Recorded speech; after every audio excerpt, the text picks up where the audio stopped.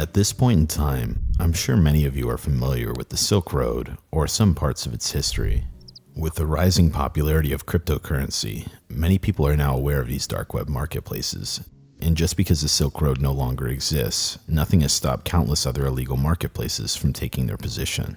Wherever there's money to be made, there are always people willing to fight or go to extreme lengths to get that reward.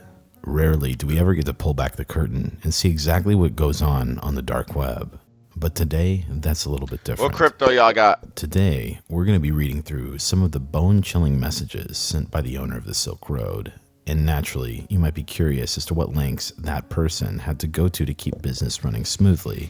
And these logs will give you a pretty good idea into the paranoia involved with running these operations. These message logs are one hell of a read and a disturbing look into the dark side of the internet. So with that being said, yo, can we make a coin? Take a look at the Silk Road. Y'all trying to do a quick rug pull?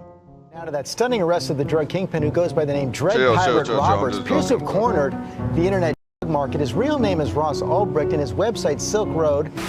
Court documents say Silk Road sold $1.2 billion worth of and illegal services in just under 3 years. Do you assume that the NSA was involved in corroborating or gathering evidence which they might have denied in the actual trial?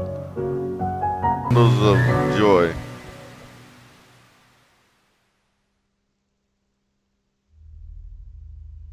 Depending on who you ask, Ross Ulbricht is someone who is either regarded as a saint or a dangerous criminal.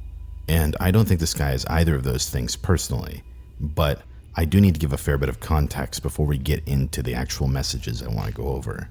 Ross Ulbricht's case is widely covered on the internet, so I don't want to act like I'm the first one to mention this. But the thing is, whenever there is coverage of this topic, for some reason, these messages are completely left out. I'm going to go over Ross's trial at the end of this video, so I ask you hold all opinions or what you know previously until you've watched the entirety of this video.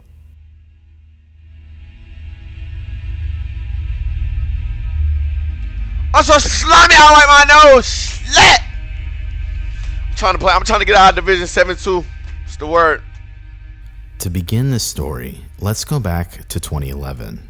The very first mention of the Silk Road website came from a forum called Shroomery.org, dated January 27th, 2011, where one user by the name of Altoid started a new thread that read the following. I came across this website called Silk Road. It's a Tor hidden service that claims to allow you to buy and sell anything online anonymously. I'm thinking of buying off of it, but I wanted to see if anyone here had heard of it or could recommend it. I found it through silkroad.wordpress.com, which, if you have a Tor browser, it redirects you to the real site at this onion link. Let me know what you think. This post got a couple of replies and was later buried, but since it is the first mention of the site anywhere on the internet, and the fact that he said let me know what you think at the end of it, it was believed that this was some sort of advertising tactic, which caused the FBI to look into the username of who Altoid was. Conveniently, the moniker Altoid also had an account on Bitcoin Talk, the official Bitcoin forum. If you look through this forum user's post history, you'll start to realize that this person had quite a few Bitcoins to their name. 80? The most notable, however, was the final post from Altoid that was dated October 11th, 2011, and is still up to this day, and it reads the following. Hello. Sorry if there's another thread for this kind of post, but I couldn't find one. I'm looking for the best and brightest IT pro in the Bitcoin community to be the lead developer in a venture-backed Bitcoin startup company. The ideal candidate would have at least several years of web application development experience, having built applications from the ground up. A solid understanding of OOP and software architecture is a must. Experience in a startup environment is a plus, or just being super hardworking, self-motivated, and creative. Compensation can be in the form of equity or a salary, or somewhere in between.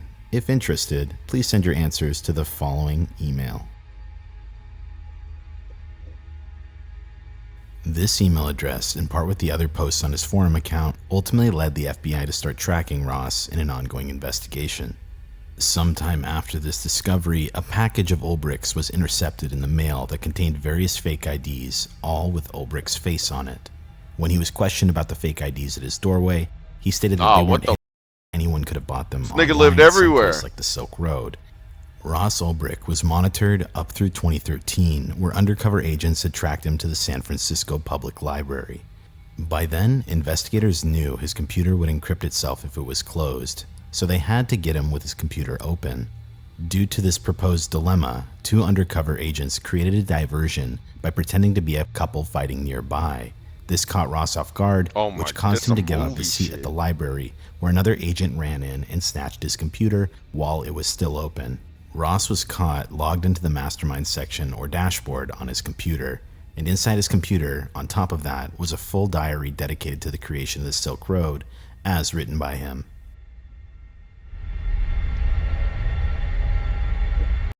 Feds. He's smart. Now that you have a somewhat general understanding as to how Ross Ulbricht was caught by the feds, it's time to get to the main point of this video.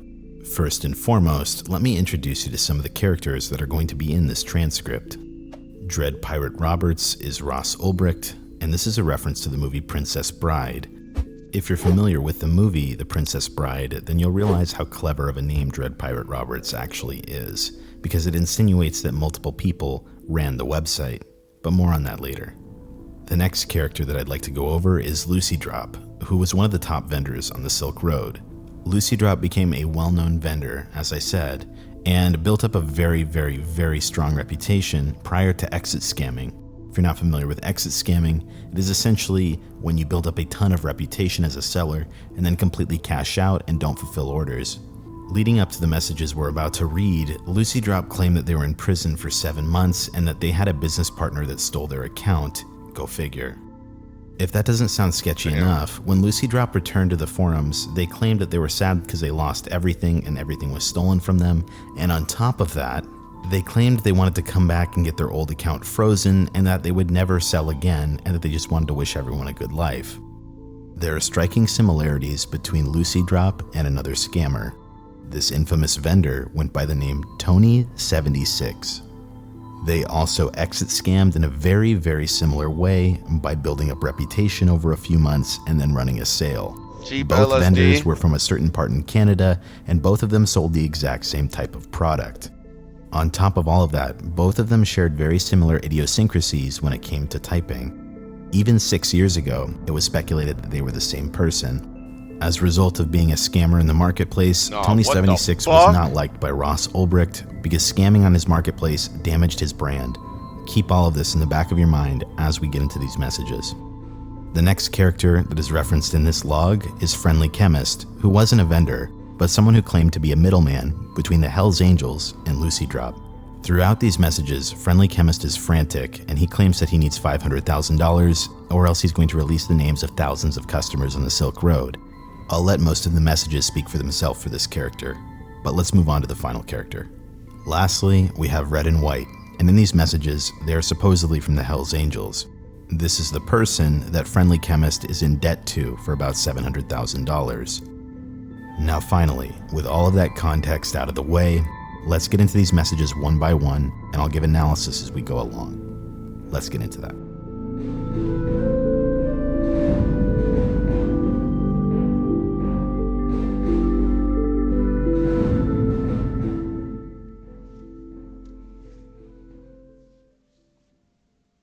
This is the Silk Road video. Just a side note before we get into these messages, this is a long read, so I highly advise that you get comfortable, or if you just want to listen, that works too. Okay. Where you can find these messages is Government Exhibit 936-14-CR-68. Now that you know all the characters, let's begin. So basically, the first message comes from March 13th, 2013 at 8:50 a.m. from Friendly Chemist. The subject line of this message is very important. The message says, "Can you please get Dread Pirate Roberts to message me right away? It's very serious. It's a matter of life and death. It also has to do with identities of dozens of top vendors and thousands of Silk Road customers. It's very important, so please get him to me right away." Friendly Chemist says, "I will not talk to anyone but Dread Pirate Roberts, so please do not ask me what it's concerning." The next morning, on March 14th, 7:57 a.m., 2013, Ross Ulbricht then responds to Friendly Chemist and says, "What can I do for you?" Friendly Chemist then gets back to Ross on March 14th at 11:26 a.m. He says, "What's going on? When are you paying Lucy Drop? I've been waiting and waiting, and he keeps saying he's waiting for you to pay. You don't know me, but I'm Lucy Drop's supplier. The only reason I lent Lucy Drop so much product is because he showed me the chat logs of you and him talking and how you made him the #1 seller on the Silk Road. I lent him $900,000 of product and he paid me $200K and started avoiding me. I see you and him still have listings up, so I know for a fact he does not have any product. Why are you guys scamming people for hard-earned money? I stopped by Lucy Drop's house and he doesn't live there anymore, and his phone goes straight to voicemail, but I know he's been on Silk Road, and he said he's waiting for you. What's the deal? Where's my money? Why is Lucy Drop still selling when I know for a fact he has no product because I supplied him? I'm freaking out here. That was not my money. I'm getting scared. My wife said she saw people at my kid's school, and I'm really getting worried. I put a keylogger on Lucy Drop's computer when he left the room one day when I was there, so I could see what he was doing, and I see he's still selling when I know he doesn't have product. Why are you guys pulling a scam? Why? I also have the identities of 9 top vendors and 15 smaller vendors and thousands of customers of Lucy Drops. I don't want any trouble, but I want my money, and if you haven't paid Lucy Drop, pay him. If you have to pay him, then tell him to pay me. I'm scared for my family. If you don't believe me, here is Lucy's password info. Here we see the attached password from Lucy Drop and the withdraw password, which is used to pull money out of the Silk Road. And then he says, "I will not do anything until you message me and tell me what's going on. Please get him to pay me as soon as possible, or pay him ASAP if you haven't. This is my life here, and I'm scared for my family because of the money I owe." So here we have a guy claiming that he put a keylogger on Lucy Drop's computer, and that computer has now been lost because it was stolen by the partner, conveniently enough. On March 14th, 2013 at 7:34 p.m., Ross Ulbricht would respond and say, "I'm really sorry for your situation, What's good, but Sips? I never had such a conversation with Lucy Drop. Oh, He/she must have made it up to trick you. We have no special deal whatsoever." Friendly Chemist would then respond at 10:54 p.m. and say, "I find it very hard to believe. He showed me chat logs talking to you about you making him the #1 seller and being his partner on the product I gave him. I would not have given him that much product otherwise, especially because you made him the #1 seller. Please don't screw me like this. My life is in danger because of this money I owe. I also know about the other vendor accounts his friends were using. I have access to those customer lists too, from when Lucy Drop was dropshipping for them. I'm not this kind of person, but the only card I have left to play is dropping 24 vendor identities and thousands of customer details on the web and the forums. What do you and Lucy Drop think will happen if thousands of usernames and order amounts, addresses all get leaked? All of those people will leave Silk Road and be scared to use it again. Those vendors will all be busted, and all their customers will be exposed too, and never go back to Silk Road. I don't want to do that. I just want my money for my product, my life is in danger, and maybe my family. Those people I borrowed money from are not regular people. I can't believe I was so stupid and trusting. Just get Lucy Drop to pay me my money and get my money as soon as possible. And if you haven't paid him yet, then pay, so he pays me the money he owes. Please, I'm freaking out here." A day later, on March 15th, 2013 at 6:49 a.m., Ross Ulbricht would then respond and say, "I will get in touch with Lucy Drop and get back to you. Send me all of the information you've harvested so I can verify it." 4 minutes later, at 6:53 a.m., Dread Pirate Roberts would send a message to Lucy Drop with the subject line, "Friendly Chemist." The message said, "Hi Lucy Drop, I've been contacted by a member named Friendly Chemist. He claims to know you and have done business with you in real life. He's making wild accusations and threats against you and me and other members of my community. If you indeed know him, could you please provide me with his name and address? I'd like to stop him in his tracks by revealing that I know who he is and will retaliate if he does anything stupid. Any other info you can provide is also welcome. Thanks and sorry for the trouble. DPR. P.S. Please don't contact him. I'd like to handle him myself." This is a really stupid move if Lucy Drop's computer was actually keylogged, but under those circumstances, I guess he's testing the bluff. On March 15th at 9:17 a.m., Friendly Chemist would then get back to DPR and say, "I didn't harvest anything. Lucy Drop kept a log of every single transaction he made on the Silk Road like an idiot. There are thousands of orders, and there are over 20 vendor identities from where he did biz with them. Some with phone numbers too, and over 5,000 customer identities. He also ran more than one account on here and seems to be still vending on those accounts too, and did everything from one computer, so I have their info too. You already know that I have access to his account, and you can see most of his orders are not encrypted, so I don't know why you're asking me to send all the info to you now. The only reason I can understand this is unless you wanted to warn all those people so you and Lucy Drop don't have to pay me. His username, his password, and his withdraw password. You say you're not working with him, but you still haven't closed his account when you know he is scamming, but I will give you the address of some of the customers and you can see he kept logs this whole time. Here are some of his very first sales when he was selling 3 tab samples when he first started vending. You can contact them to see if it's true. Clearly, Ross was being threatened with real identities, and this is why the government actually redacted this in the court documents. Oh, shit. Getting back to Friendly Chemist's message, it continues as, and the log goes like that up till today, every day, and that's just one of his accounts. He has 3, and he uses each one for a different thing. But I'm sure you know this, or else why else would you let his account stay open? I don't want to do anything with this info, and I won't. I just want my money. I'm scared for my life, and you and him are not giving me an answer. Maybe if I post all the vendor identities publicly and nobody sells on the Silk Road, Lucy Drop will have no more sales or people to scam on his other account. I just want what's owed to me, and I will go away. I don't know why you people scam like this. People work hard for their money, and you are playing with people's lives. I will wait for your reply from Lucy Drop, but I don't know how much longer I can wait. How can I explain to these people that I don't have their money when I said I would have it on a certain day, and now I'm late? These are not normal people, and they're getting angry with me. Just get Lucy Drop to resolve this, or pay him, or he can pay me. I did a favor, and this is not fair to play with my life like this. Later that same day, DPR would get back to Friendly Chemist and said, I'll let you know when I hear from Lucy Drop. On March 15th at 8:42 p.m., Friendly Chemist would once again message DPR pleading his case. I'll show the message here on screen, but I'm not going to read through it because it's basically the exact same thing he said earlier in that day. On March 16th at 5:22 a.m., Real Lucy Drop would join the Silk Road forums. Here, Real Lucy Drop would post the following thread. Do not buy from Lucy Drop on Silk Road. I can't talk about the specifics for security reasons, but I was in jail for more than 2 months, but less than 7. I got released very recently. Lucy Drop on Silk Road is not me. Do not buy from that account. My partner completely f***ed me over. I went to our spot and there's nothing there, and he won't answer my phone calls. He took the work computer and everything else. He took my entire savings with him that was being used to keep the supply up. He took my entire life. Somebody please get in contact with DPR or vendor support and have the account shut down immediately and freeze all the funds in that account. How can I contact DPR? I can't find a link to message him. I can prove to him that I'm the real Lucy Drop, but I do not have access to my PGP or any of my logins. If you ordered from me in the past, namely a couple of top vendors, I can give you details and you can verify/vouch that I am indeed the real Lucy Drop. Do not trust anything that is said from the Lucy Drop account. Do not send any funds. Do not finalize anything.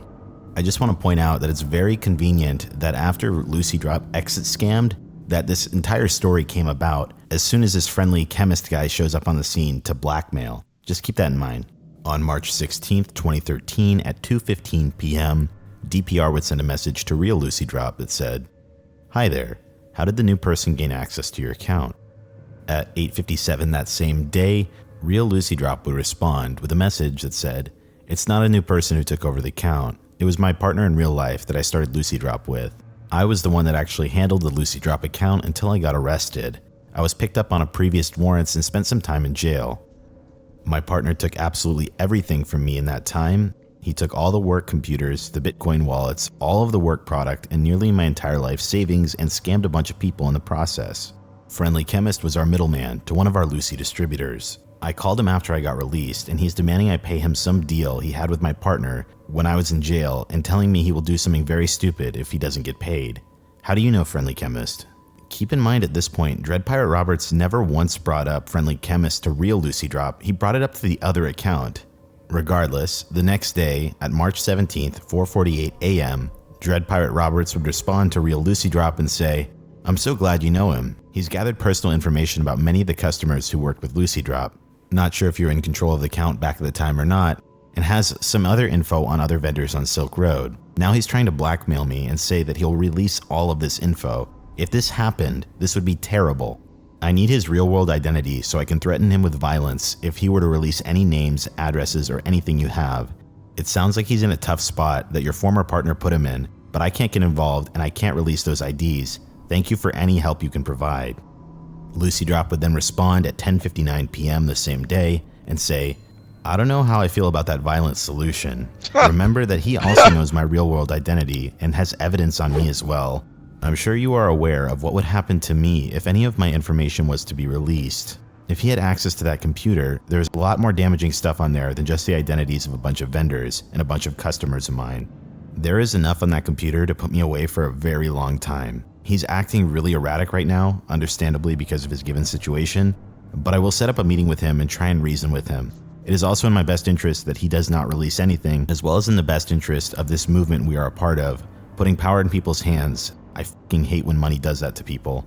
I am in contact with him, and I told him I am talking to you and I'm going to have a meeting with him and try and resolve this problem of ours.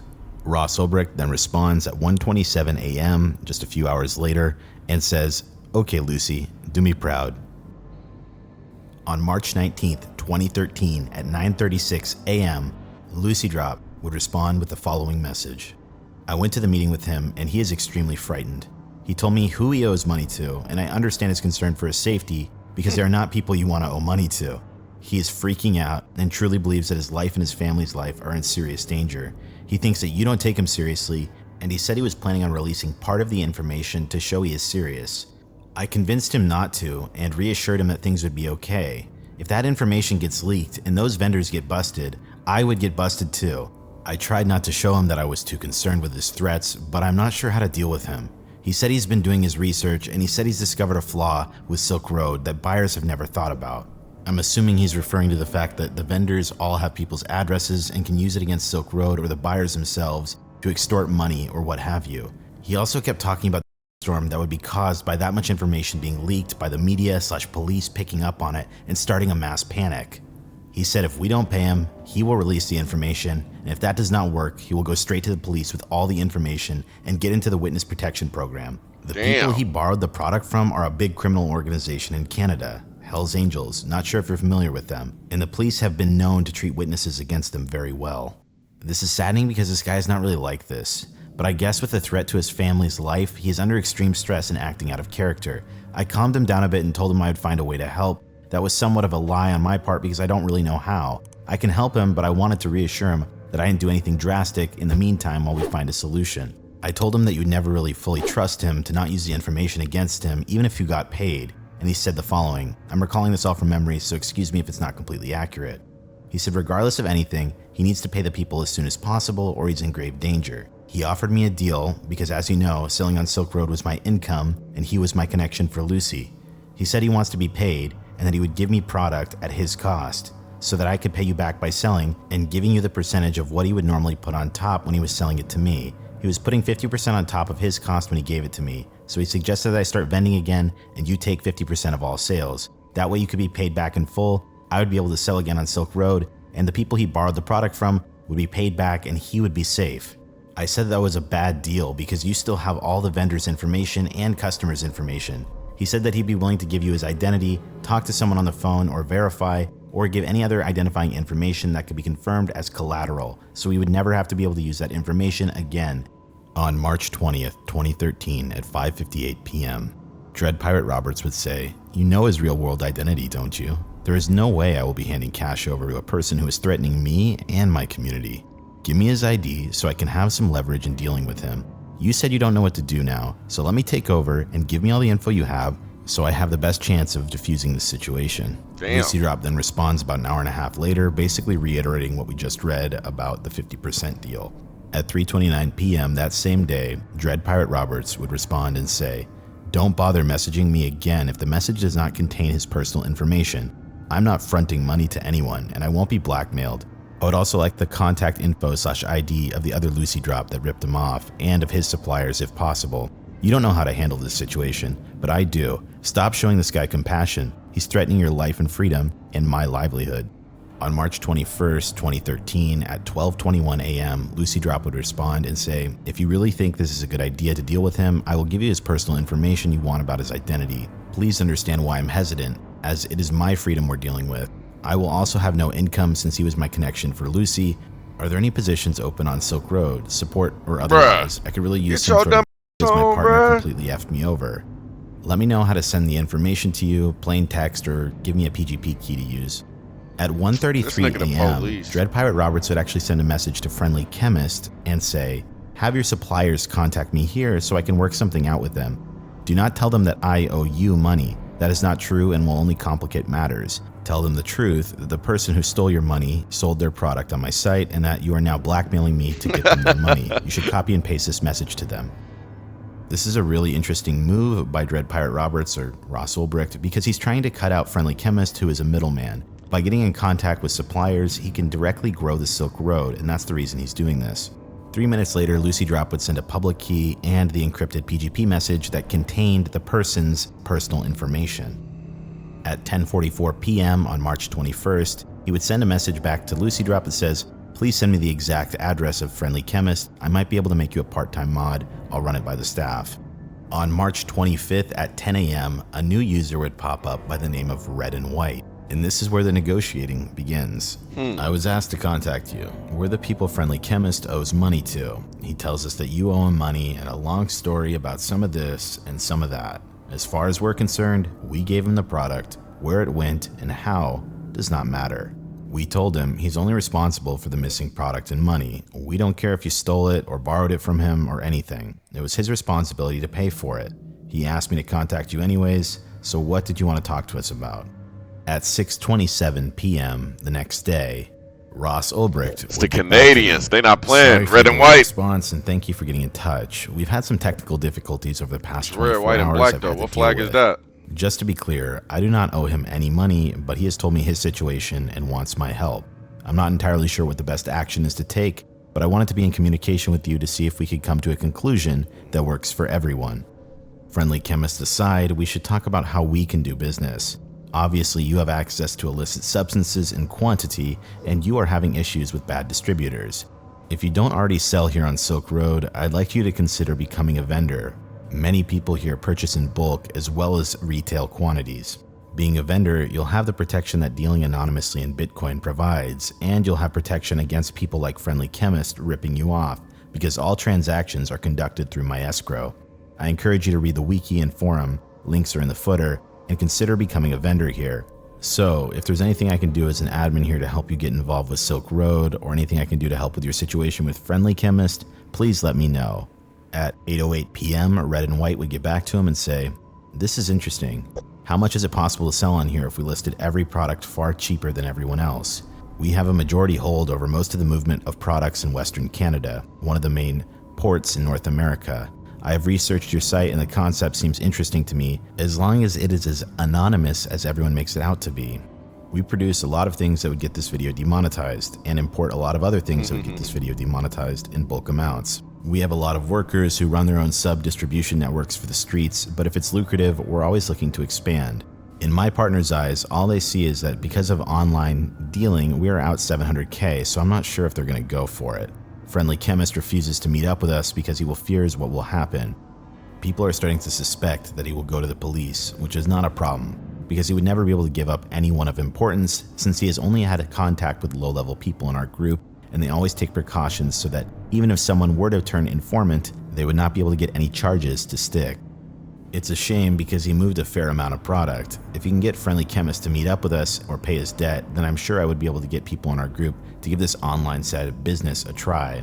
As it stands right now, there are people looking for him, and since he has avoided our group, I'm not sure what will happen because he owes us money and is avoiding us.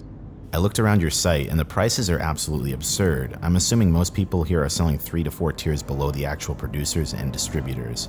On March 27th, 2013 at 11:16 p.m., Ross Ulbricht would send another message to Lucy Drop, who hadn't followed up yet. He says, why haven't you gotten the address yet?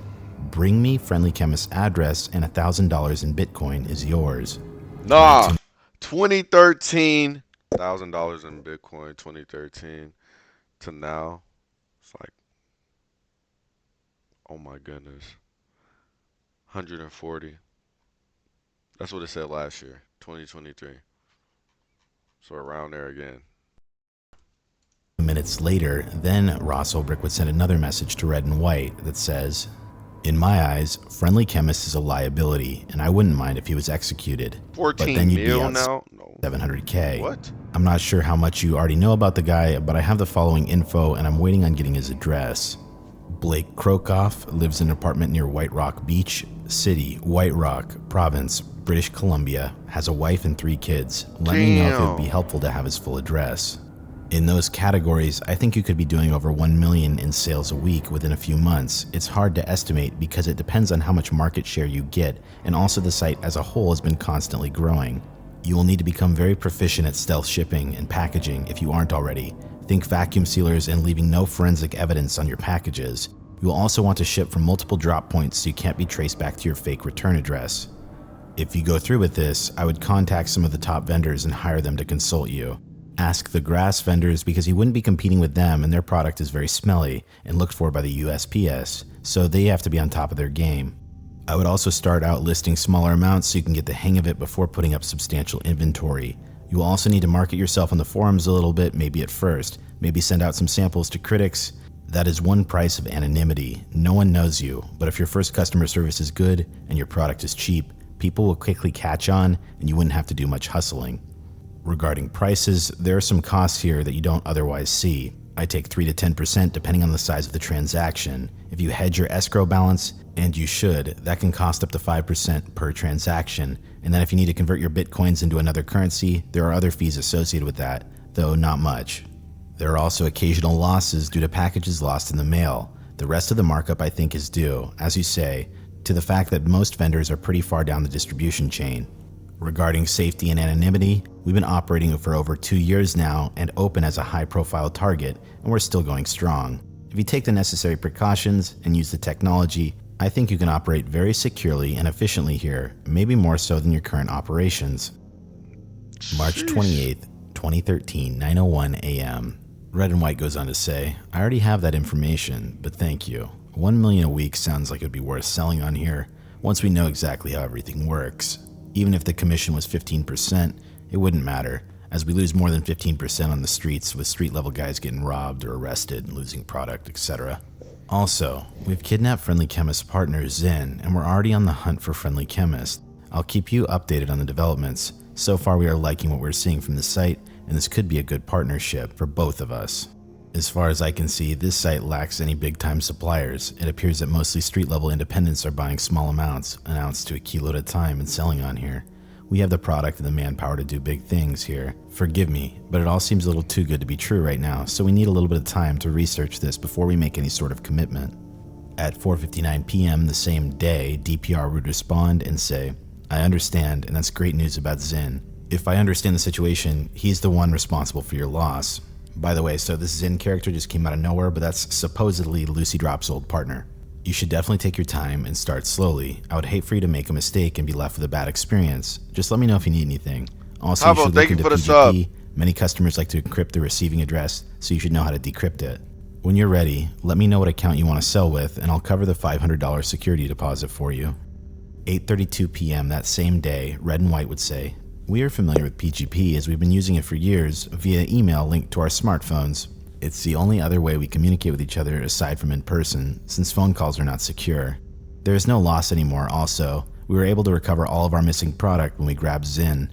After some questioning, he admitted he was intending on moving to a different country and setting up a new seller account on this site. We don't take kindly to thieves. He's gone. Damn. I appreciate your offer to waive the fee, but if we were to sell on here, I would pay the same as everyone else. Very kind of you, though. I will be in touch. So since Friendly Chemist's partner, or Lucy Drop's old partner, is now taken out, Friendly Chemist is starting to get panicked. On March 29th at 10:23 a.m., Friendly Chemist would reach out once more after a long hiatus.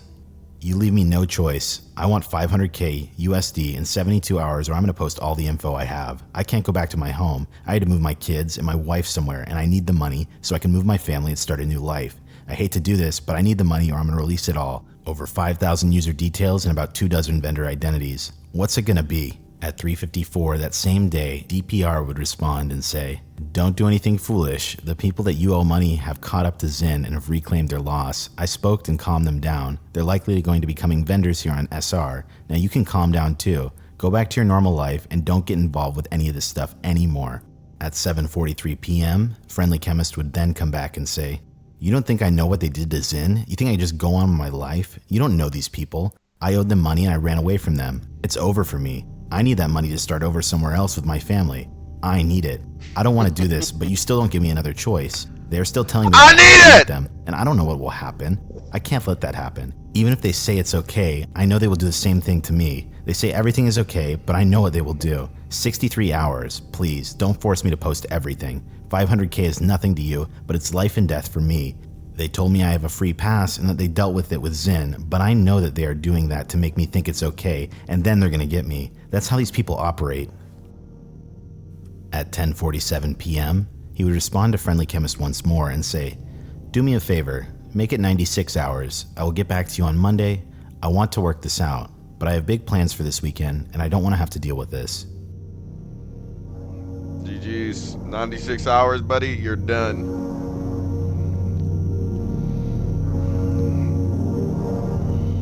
March 29th, 2013, 10:55 p.m.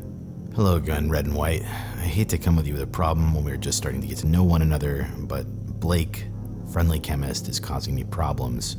Are you still looking for him, or now, or have you found Zin? Have you given up? I'd like to put a bounty on his head, if it's not too much trouble for you. What would be an adequate amount to motivate you to find him? Necessities like this do happen from time to time for a person in my position. I have others I can turn to, but it's always good to have options, and you are close to the case right now.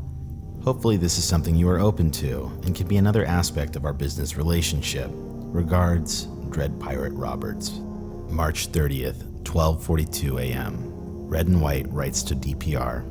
What is the problem? We usually tend to stay away from hits as they're bad for business and bring a lot of heat. Is it a problem that can be resolved, or does he really need to be dealt with sternly? As of right now, we don't care about him because we retrieved more money from Zin than what he took from us, and he also paid for it with his life. Debt paid in our books. As far as rates go, we don't have a flat rate for things like that. It's on a case-by-case basis. Usually we pay our hitters a percentage of what the person owes, plus or minus how much they can retrieve. If it's strictly a hit because they don't want the person around anymore, it's also different. Does he owe you money, or do you just not want him around anymore? I can send a couple of my guys to do recon to find out exactly where he is right now. In the meantime, I'll wait until I hear back from you. At 1:55 a.m., DPR writes back. Imagine everything being found and the nigga just puts money on your head. He's been trying to blackmail me. Just let me know what you need to make it worth your while. 3:31 a.m. that same night, Red and White writes, if I find his location and you use it against him to scare him, there's a chance he will switch locations again. Speaking from experience, it will be a lot more difficult to find him again after that, once he knows there are people capable of finding him. Further, the people we use to do recon are the hitter themselves. I don't think they would be interested in continuing to look for him if there was a small sum to be split between them just to find his address. If you have your mind just set on finding his location, I can talk to them and get them to get it to you for a fee. Not sure what amount, as usually we hunt someone. There's more involved after we find them. If you want the deal with him the other way, we can talk about that too, but the price varies in the situation. If you want it to look like an accident, that's going to cost a lot more. It wouldn't be suspicious. He would just leave home one day and not return. If you don't care what it looks like, it would be cheaper than the accident. We use professionals and not street-level hoodlums who always end up effing things up. How much does he owe you, and how much are you willing to pay? If there are funds retrieved, how much will we keep from what he has when we get him, if he has anything? In response to this, DPR writes, he doesn't owe me anything, but he's threatening to expose the identities of thousands of my clients that he was able to acquire by working with Zin if I don't pay him off. As you don't take kindly to thieves, this kind of behavior is unforgivable to me, especially here on Silk Road. Anonymity is sacrosanct. It doesn't have to be clean, and I don't think there are any funds to be retrieved. Red and White gets back to him and says, price for clean is 300k USD. Price for non-clean, 150k to 200k, depending on how you want it done. These prices pay for 2 professional hitters, including their travel expenses and the work they put in. We can use our out-of-town hitters if you want as well, but I would not suggest them because they come with an extra cost and you don't seem to care about how he's taken care of. When would you like this done? Damn. On March 31st, 2013 at 8:59 150k on me? Shit! The prices seem high. Nah, who gonna get it? Are the prices you quoted the best you can do? I'd like this done ASAP as he's talking about releasing the info on Monday. Now, what's interesting here is that $80K he's referencing for another hit is actually true. For that hit, however, that was set up by the FBI, and they essentially got one of the admins of the site to middleman a deal. And in his cooperation with the FBI, they faked his own death and torture and sent the photos back to Dread Pirate Roberts or Ross. Getting back to the messages, however, we can go back to what Red and White has to say. I'm sorry, we can't do that for that price. The best I can do is $150, and even that is pushing it. Since you need a rush job done, usually we would charge even more. In the interest of the business relationship to be, I could do $150, no lower. If $150 does not work for you, we're gonna have to pass. We use professionals and we pay them a good price.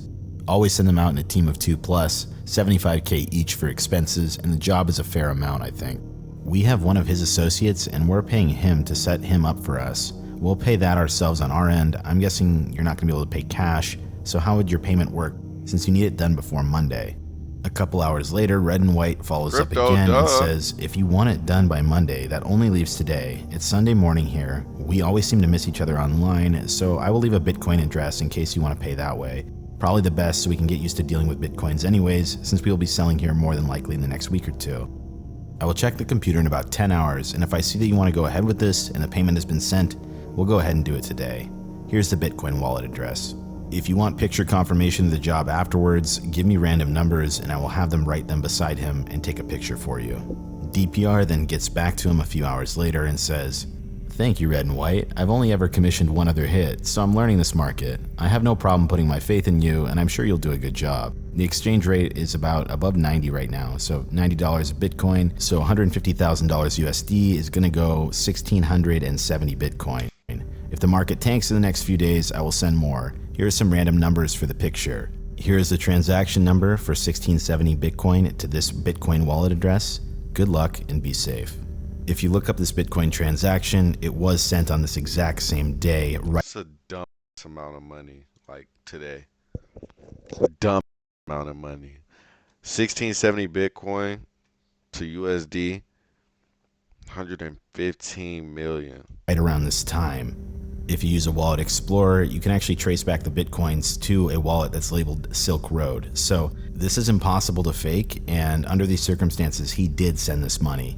But there's a lot more to this, so sit tight. March 1st, 2013, 10:06 p.m. Your problem has been taken care of. They seized a bunch of stuff he had with him at the time as well. They said he had a couple laptops and a bunch of USB sticks. Is there any of that belongs to you? They questioned him and he spoke everything he knew. He said that he and Zin were actually working together on this scheme to blackmail you, and that they were brought in by a third guy who was selling on here for a couple years, who is a scam artist. Apparently he makes selling accounts, sells for a while, then pulls a big scam, and he just keeps on creating new accounts after he does his scams. They got that guy's name also. I will give you that free of charge when I meet them to get the picture and computer hardware they got. Rest easy though, because he won't be blackmailing anyone again. Ever. Now at this point, if you can guess who that third person is, you're going to start to put everything together in your head. I'll spell it out for you at the end, but I don't want to spoil it for now. On April 2nd at 12:55 a.m., DPR would write back and say, excellent work. Please send any info you can get on this third party along with the picture. The picture can be uploaded here. I have no need for any of his possessions, so you can do whatever you want with that stuff. Thank you again for your assistance, DPR. April 2nd, 2013 at 12:59 p.m. The response from Red and White would read the following. Okay, my guys are here now, and here's the information they extracted from Friendly Chemist before the deed. They were working with a guy, real name Andrew Lossery of Surrey. Apparently this is the guy that turned them on to frauding people on here. He said that he started selling on Silk Road a couple years ago, and since then he's made a career out of making new seller profiles to sell and then rip people off. He told them how to start on here and how to rip people off and asked for a percentage in return. He said that he showed them everything about how to sell and how to pull it off and all that stuff. He didn't remember all the account names he uses or used, and then said that Tony76 and Canuck were two of his names that he used on other seller accounts for people he set up or was running himself. I also went and looked at all the possessions they seized from him. The laptops were empty besides Tor and a couple other programs. The USB sticks he had were packed full of text files and thousands of addresses from all around the world. We destroyed everything we seized from him, but I kept a text file that was named blackmail.txt that had a ton of addresses in it and other text files. Since you mentioned that he was trying to blackmail you with all that information, I kept that text file in case you needed it. If you don't need it, then let me know and I'll destroy it. I also have the picture with me. A question before I send it to you though. I'm not extremely good with all this anonymity computer operations, but I know pictures store GPS information and the likes that the police can use as evidence.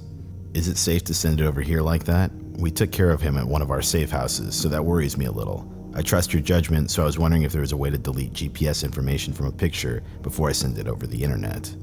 Another quick question regarding Bitcoin. How do we withdraw them? I paid the hitters with my own money until I figured out how the Bitcoins work. Man, keep that shit in, twin, chill. Investment money. Exchange. Is it safe to make an account there to withdraw? Can they link it back to the Silk Road? They require verification, which bothers me a little, so I figured you would know the best way. On April 2nd at 8:55 p.m., DPR would respond and say, yes, you can destroy the info. Thanks for taking a look first. Regarding image metadata, you can strip all of that out and it is good practice. The upload page is secure, but I would still have access to that metadata. Of course you can trust me, but what if I was compromised? A decent one can be found for Windows here. Regarding Bitcoin withdrawal, I would avoid Mt. Gox if at all possible, especially if you're withdrawing to a USA account. There are many other exchanges that don't have so much attention on them. You can find them here.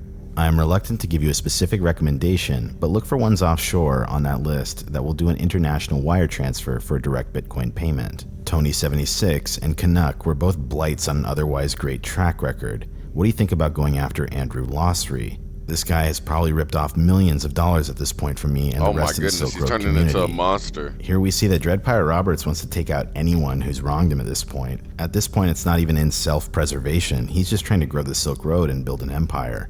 On April 5th, 2013 at 4:40 a.m., Red and White would write the following. I've sent the file. I had to make sure I did the information removal properly before I sent it, so that I did not send GPS information with the picture in case it was intercepted somehow. Please delete the picture as soon as you take a look at it. As for the name, it's Andrew Losry, aka Tony76, aka Canuck, aka some other names I don't know. From what I got from Friendly Chemist, he has other names on here as well, or is working with other vendors on here like I mentioned before. As far as your question for going after him, I would need to do some asking around to see what kind of information my guys can get on him. Would you like me to look into it? A few hours later, DPR would respond and say, yes please, if you can find him, I would like to know. As far as the picture that's being uploaded, if it's not crystal clear already, that's the picture of Friendly Chemist's body. He addicted to putting money on his head. At 10:22 a.m., Red and White would respond and say, did you get the picture? Let me know so I can delete the rest of the ones I have. Finding him would be possible, I can almost guarantee it, but I stop short of guaranteeing anything unless I'm 100% certain I can get the job done. I don't do that so I don't look like an idiot if I can't accomplish something that I said I can. We have a huge stake in the trafficking on this side of the country, so if he's grabbing product from anyone, we would be able to find out who and get to him. Would you want him dealt with if possible? I ask because I don't want to send people to hunt for him and then nothing come of it once they find him. Also, please don't forget to delete that picture. I've received the picture and deleted it. Thank you again for your swift action. I would like to go after Andrew, though it is important to me that we make sure he is who Blake said he is. I would rather miss a chance to take him out than hit an innocent person. If he's our man, then he likely has substantial assets to be recovered. Perhaps we can hold him and question him. I'd like to connect with you on real-time chat to discuss this further with you. It requires downloading the chat client, Pigeon, and the plugin Off the Record, and some basic configuration to connect. If you're open to this idea, I'll send you instructions. This is how I communicate with my closest people. If not, we can keep communicating here, but it's much slower. April 5th, 9:48 p.m. Red and White writes, it was my pleasure. I hate thieves almost as much as I hate informants. About holding and questioning someone, it adds to the risk the longer we have to hold/transport a target. The safest way to do it is get in, do it, and get out as soon as possible. As far as there being a way to verify that he is the intended target, making him speak would not be a problem, and of course we would not have him done if he was not the right person we were looking for. Since you said you'd like to go after him, I will send 2 of my guys to do some recon right now and find out what I can about him, and get back to you immediately. We can discuss the price later once we know more. As for the real-time chat, send the information over and I'll have my tech guy look at it. He handles all my security with phones and PGP, Blackberries, so he would probably know better than me how to set everything up. On April 6th at 12:57 a.m., DPR would write to Red and White and say, My gut tells me he's our man, but I'd hate to be wrong. Your men were able to get info from Blake, but maybe they can do the same thing with Andrew. He's likely sitting on many thousands of stolen bitcoins, perhaps tens of thousands. So I'd like to think we'd want to work him over to get those funds back. They could be on an encrypted drive only he can unlock. Taking him out would erase the coins forever. In the process of getting him to return the funds, I hope we could confirm that he is indeed the one Blake says he is. Here are the instructions for accessing the chat server from a Windows computer. Attached in this message is just the instructions. I'm going to go over the domain name and the actual account later on. On April 6, 12:20 p.m., Red and White would finally get back to DPR and say, I found out who Andrew is exactly and who he was packing up his supply from. I also talked to a supplier and he said he mainly grabbed a lot of things that would get this video demonetized. He said he always goes through phases where he grabs a ton of product and then stops for a couple of weeks and then starts again. Sounds consistent with what Friendly Chemist said about how they run the stealing from buyers on here. He said he last heard from Andrew a couple days ago. He said he was planning on moving out of the province because things were too hot down here. That might be because he found out about Zinn and Friendly Chemist and now he's scared. I also had a chance to actually sit down and talk to my hitters about exactly what happened and how everything went down in detail. They said that Friendly Chemist was pleading with them and offering to give up Andrew, and that Andrew was a seller here by the name of Tony and a bunch of other names, amongst others. He said that when he first turned them on to the idea of doing this big scheme, that he would often talk about how he stole so much money, and that he once stole 15,000 online currency coins from one person on the site, and how easy stealing money was on here. Does that ring a bell? Did he steal 1,500 bitcoins from a buyer here? That would be an easy way to find out if this Andrew person is the same person you think it is. Do you have his transaction history to see if he actually did steal 15k bitcoins from someone? I trust my hitters to do a good job, and they are excellent at what they do, which is take people out or interrogate/scare people, and they told me they didn't think he was lying. The info I have on him right now is that he works and lives with 3 other people and they all sell product. He is in contact with his supplier, who actually through a line of middlemen gets his product from us at the end of the food chain. Do you want to deal with this Andrew guy, or do you want me to put the team on standby? At 8:37 p.m. that same night, DPR would write back and say, I'm confident enough that it is him to move forward. Can we round up all 4 of them, separate them, and get them to out each other by giving up their stolen money? 71. Recovering the funds is going to be tricky if you aren't in direct contact with your team, or if your team doesn't know how bitcoins work.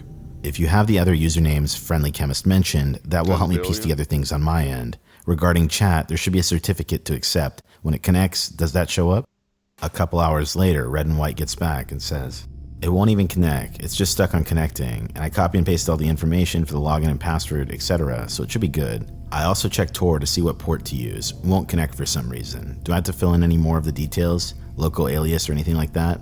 As for getting all 4 of them, it would be possible, but we would have to get them all at once so no one gets away. I would send 4 hitters instead of 2 to make sure there was no fuck-ups. I'm not sure on when they are planning on leaving the province though. The guy that has been feeding me information on him says the guy's a degenerate gambler, so I don't know how much of the funds he will have on hand. He says he owes a ton of people money too. My guess is that he's been pulling the scams to fuel his gambling problem like a degenerate. It would make sense why he's teaching other people how to scam as well, since it has been too profitable for him to keep it to himself. Probably because he owes some money and then he offers them to show him how to do it as a way of paying back. I will have them take whatever they have on hand, but I don't want to pay my hitters to be hanging around with them for too long since they're doing 4 people. Unfortunately, there are no bulk discounts for jobs like this. Usually the price goes up the more difficult it is. Since you're easy to work with, I would be able to offer you the same rate as last time, times 4 if that works for you. Let me know. If it doesn't, please also let me know as soon as you can so I can call my guys off. They've been doing info gathering this whole time on Andrew and his whole crew. DPR would later write back and say, okay, let's just hit Andrew and leave it at that. Try to recover the funds, but if not, then not. How much do you need for this? On April 8th, 7:11 a.m., Red and White would get back and respond and say, if you want to hit Andrew only, I can have it done for $150 just like last time.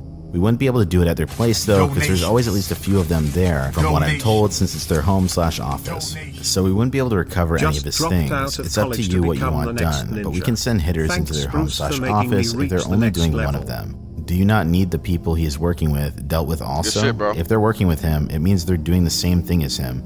It would also be easier for the hitters to get to them in there so that they have a chance of recovering anything if he has anything there. Put 150 it would also be on better somebody because in the it chat wouldn't head. be a public hit. If we just take Andrew, there's nothing to say that the other 3 wouldn't start up somewhere else with a new selling ID. It is of course up to you what you want done and how, since you're the client. I was pretty certain you would want them all taken care of, so I had an associate send me a couple of his out-of-town hitters to accompany our local hitters. It is not a problem as I can just send them back and cover their travel expenses, but I obviously would like for them to not go back empty-handed. My mistake for not confirming what you wanted before I had the extra hitters sent down, but it's not really a problem if you don't want the others dealt with. I had a hard time connecting to the Silk Road for the last 24 hours, or I would have asked before having them sent down. So if you'd like to do the others as well, I would be able to have it done for 500k. If you do not want all of them and just want Andrew, it would be 150k. I would prefer to do all 4 as it would be better than having to get Andrew somewhere else and have no chance of recovering any potential product/money that he may have. If you are certain he has that much product/money, I think it would make sense to do it at their home/office. It's up to you though. Just let me know what to do as soon as you can, since I do not know when they are leaving the province, and if they do leave the province, the price would go up exponentially. If you would just like to get Andrew done, send 150k to the same address you sent the other funds to. If you'd like all 4 of them done, and the product/money recovered from there, send 500k USD to the same address you sent the other funds to. In the morning, I will check the Bitcoin wallet first thing, and I will know what you want me to do based on how much you sent, and I will have it done as soon as possible. Speak to you soon. At 6:50 p.m. on April 8th, DPR would write back and say, okay, I'll defer to your better judgment and hope we can recover some assets from them. 500k in BTC or 3,000 Bitcoin at $166 a Bitcoin has been sent to your address, and here is the transaction number. Once again, we can check this transaction number, and it was in fact sent from the Silk Road. On April 11th, 2013, 10:49 p.m., Red and White would finally get back and say, our hitters have been watching their house and we have a 1-week window to do it, but I wanted to ask you a couple questions before giving them the green light. The price of Bitcoins is trading at $61 right now. How is this going to work? Because you mentioned that you would take care of price fluctuations. We haven't withdrawn any of the Bitcoins. DPR would later write back and say, regarding the 3k coins I sent, get the best price you can for them and let me know if you are short and I'll send you more to cover it. Regarding chat, I made a mistake. You should add me at dread@thisonion link. Now, this was the exact same handle that Ross was caught logged into his chat service when the FBI caught him. So keep that in mind. To summarize the last bit of messages, long story short, the hit goes through, they don't really recover much money, and then Ross sends an extra 2,500 Bitcoins to make up for the price. Fuck.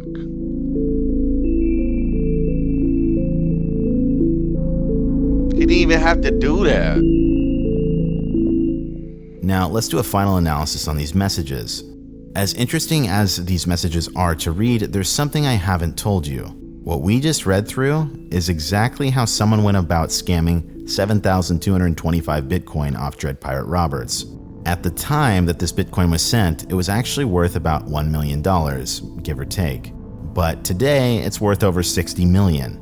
All of these hits were paid for, but Blake, Kirchhoff, Zinn, Andrew, and all the people involved with these hits aren't actually real people. I knew it! There's absolutely no proof of any of these guys ever going missing or ever existing in the first place. It took a while for Ross's investigation to pick up on this, but this is in fact what happened, and even in the court documents they say he got hit with an elaborate scam. Keep in mind though, that in DPR's mind, these people were 100% real, and he was completely willing to pay to have people taken out.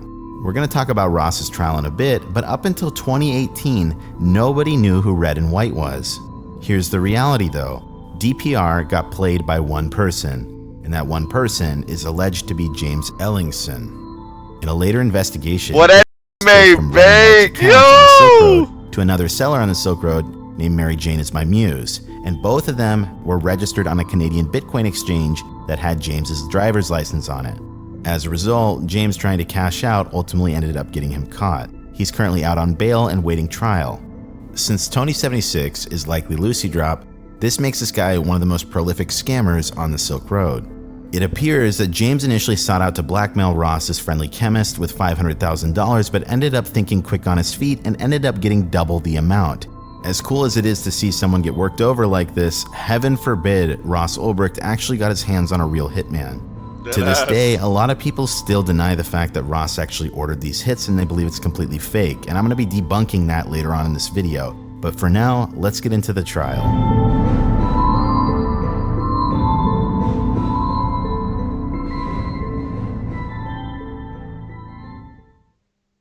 Now let's take a step back and look at the trial and conviction of Ross Ulbricht. Keep in mind, my goal here is to cover this in a somewhat What's good, objective manner Backroads? because both parties involved seem to be potentially stretching the truth. Ross pleaded not guilty despite being caught red-handed logged into the website, so it made me really curious as to what his defense actually was in this case. I went through countless pages on this actual court case, and what they planned on using as a legal defense, I honestly don't know how they ever expected to win. I'm paraphrasing here, but Ross's legal defense went with the story that Ross created the Silk Road not to make money, but as a social experiment. Then they claimed at some point Ross sold the website in 2011, and thereafter he bought it back just in time to get caught red-handed, where supposedly someone basically airdropped the diary onto his computer to frame him.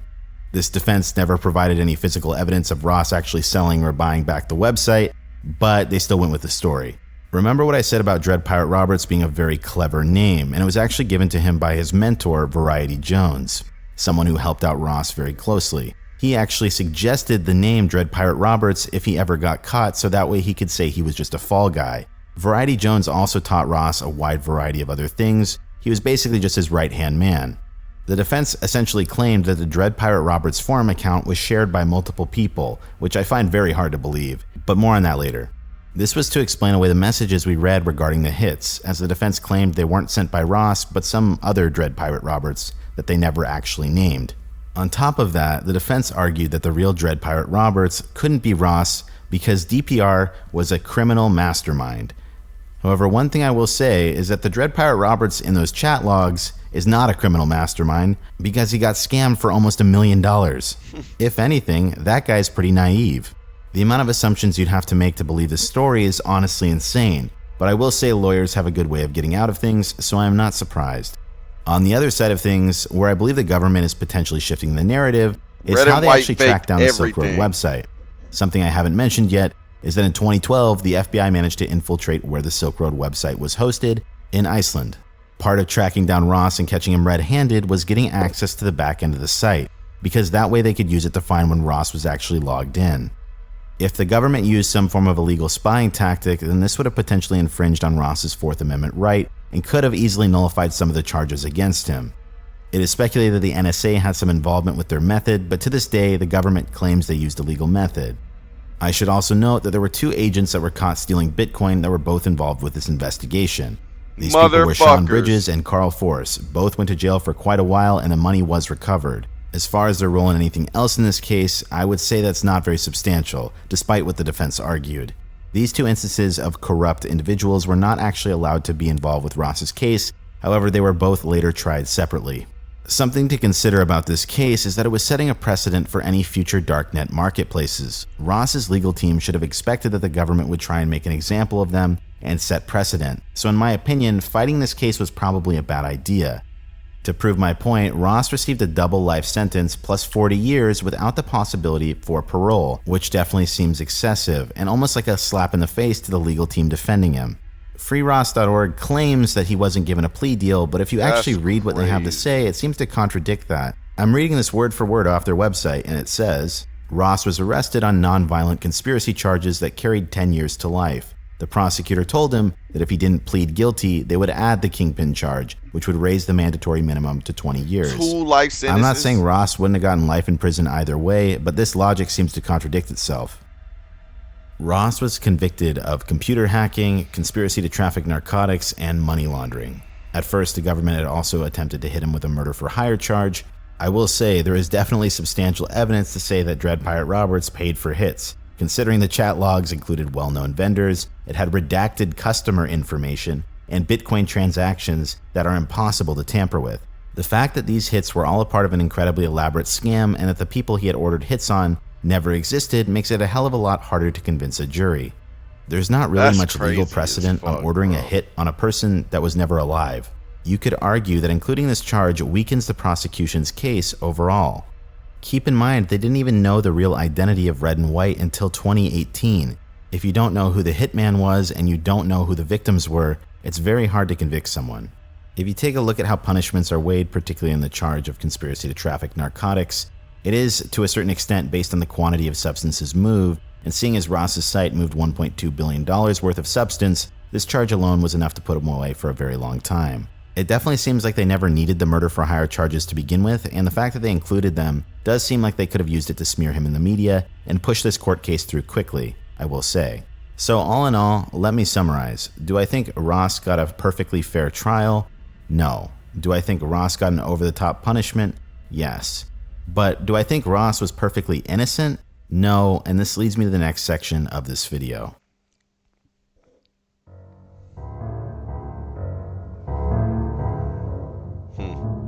When I first started researching this topic, I wanted to fully defend Ross and point out the injustice of his sentencing, but there's a ton of misinformation floating around. I initially heard about this from the Deep Web documentary and the freeross.org side of things, but the more I looked into this topic, the more I realized that this organization is in straight up denial of what Ross actually did. You guys do not believe that Ross, that he saw this through, that he was responsible for more than kind of the creation of Silk Road? Correct. Not for a minute. They say they've traced lots of money back to Ross. What do you think Ross's role was? I have no idea. I'd like to see the evidence. Bought and sold. I mean, what do you think should be a punishment for him, if any? We would like to see Ross acquitted on all charges. To clarify, I personally don't have much of a problem with Ross creating something like the Silk Road. Just because the Silk Road went down, it will never stop other marketplaces from popping up and doing the exact same thing until some laws change. If there's something we've learned from prohibition, supply will always meet demand.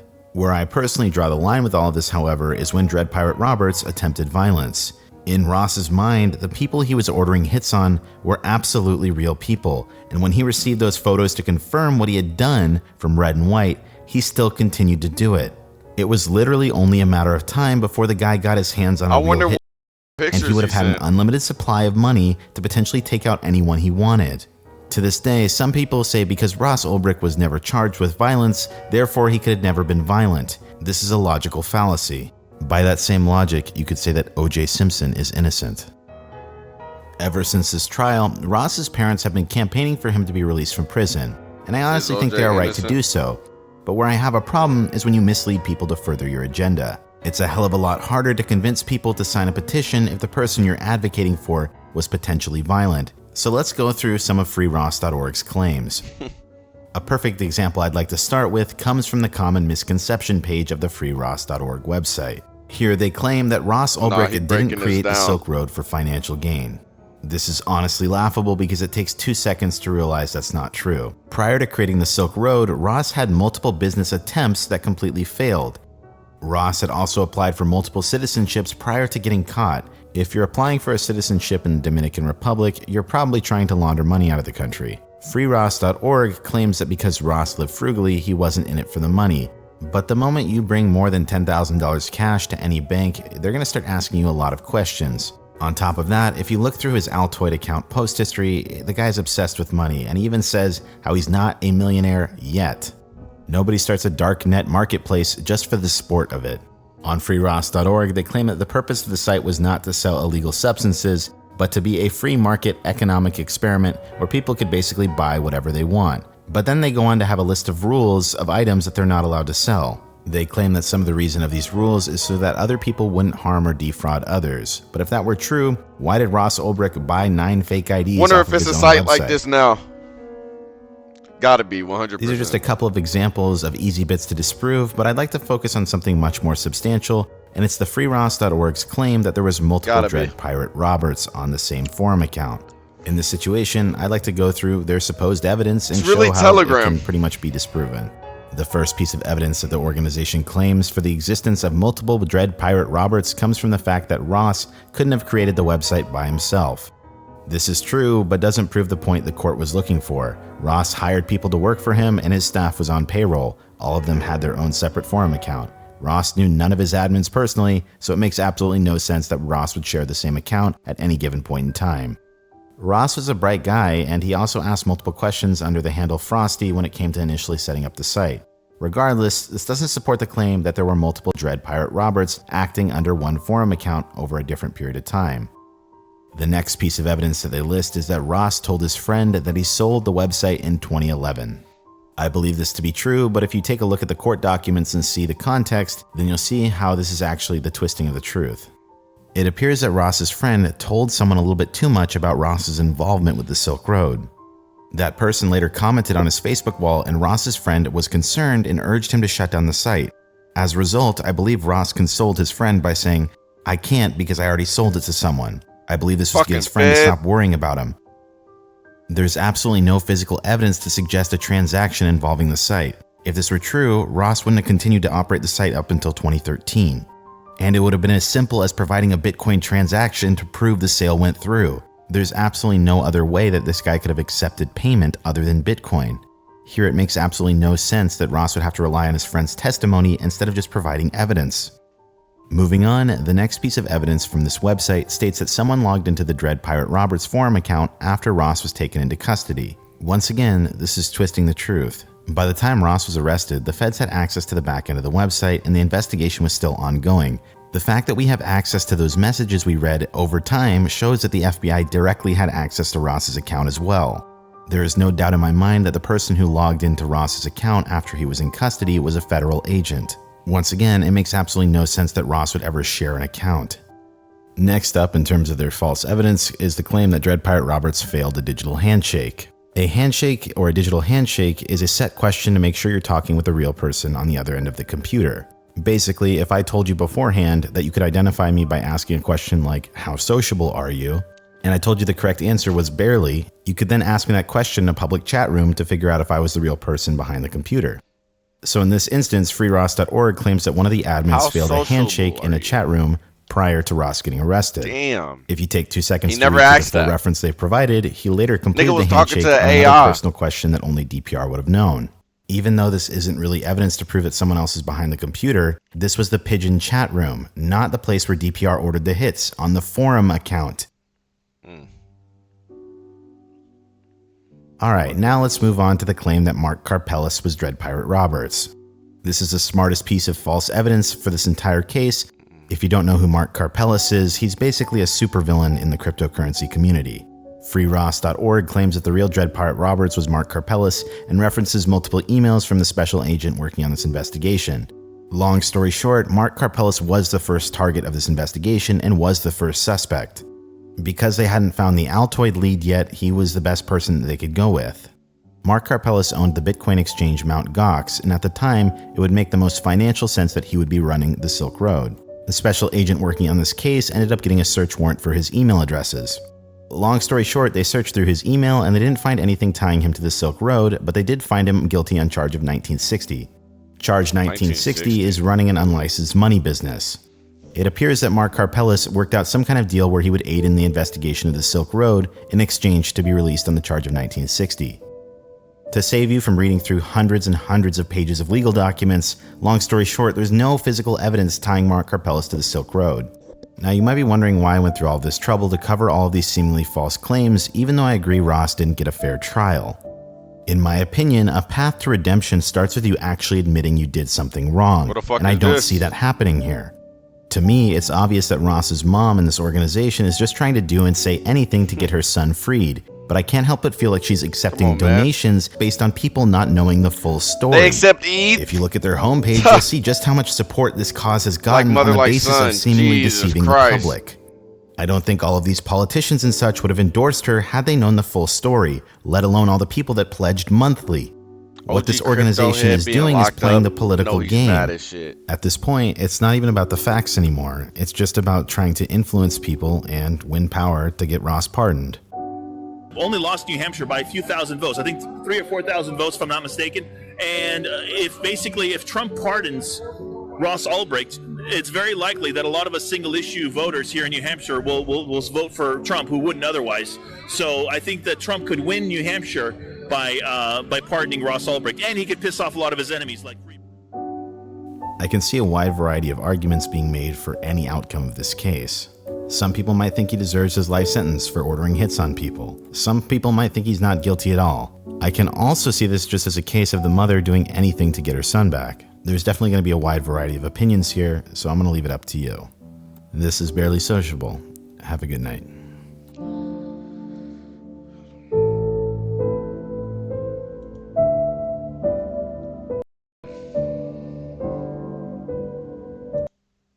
28% of the money from Silk Road.